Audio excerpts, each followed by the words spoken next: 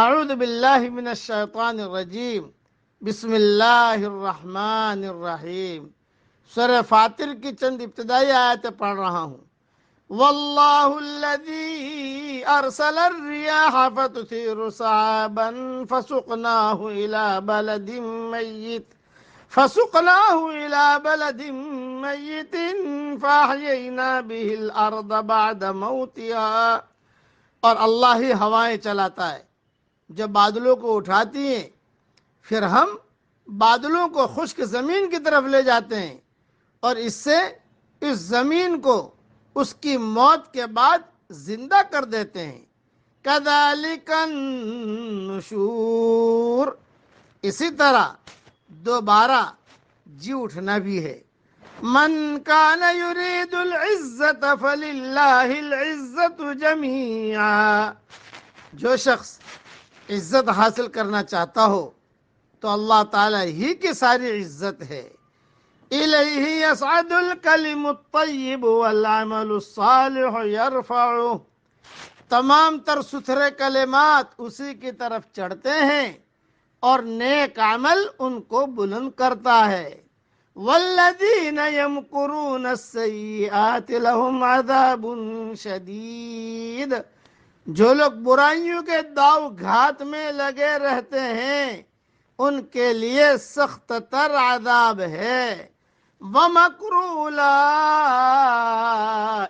هُوَ یبور، اور ان کا یہ مکر برباد ہو جائے گا۔ واللہ خلقکم من تراب ثم من نطفة ثم جعلکم ازواجا، لوگو اللہ تعالیٰ نے تمہیں مٹی سے پھر نطفہ سے پیدا کیا ہے، پھر تمہیں جوڑے جوڑے مرد و عورت بنا دیا ہے۔ وما تحمل من انثى ولا تضع الا بعلمه، عورتوں کا حاملہ ہونا اور بچوں کا تولد ہونا سب اس کے علم سے ہی ہے۔ وما يعمر من معمر ولا ينقص من عمره الا في کتاب، اور جو بڑے عمر والا عمر دیا جائے اور جس کسی کی عمر گھٹے وہ سب کتاب میں لکھا ہوا ہے۔ ان ذلک علی اللہ یسیر، اللہ تعالیٰ پر یہ بات بالکل آسان ہے۔ مختصر تشریح سن لیجیے اس کی۔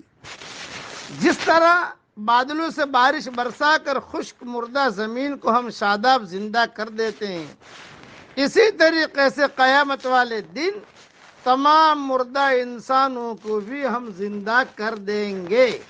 حدیث شریف میں آتا ہے کہ انسان کا سارا جسم بوسیدہ ہو جاتا ہے، صرف ریڑھ کی ہڈی کا ایک چھوٹا سا حصہ محفوظ رہتا ہے، اسی سے اس کی دوبارہ تخلیق اور ترکیب ہوگی۔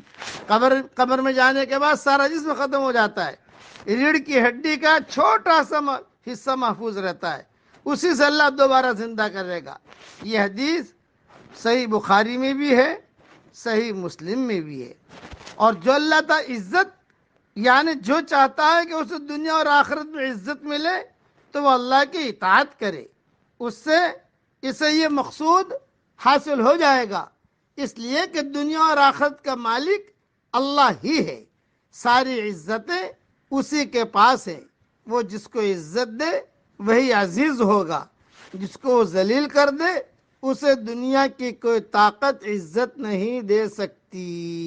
اللہ تعالی ہم سب کو دنیا میں بھی عزت دے اور مرنے کے بعد بھی عزت دے اور جنت میں بھی عزت کے ساتھ رکھے، اور اللہ تعالی ہم سب سے راضی بھی ہو جائے اور ہم سب کو اللہ تعالی خوش بھی کر دے۔ آمین۔ وآخر دعوانا ان الحمد للہ رب العالمین۔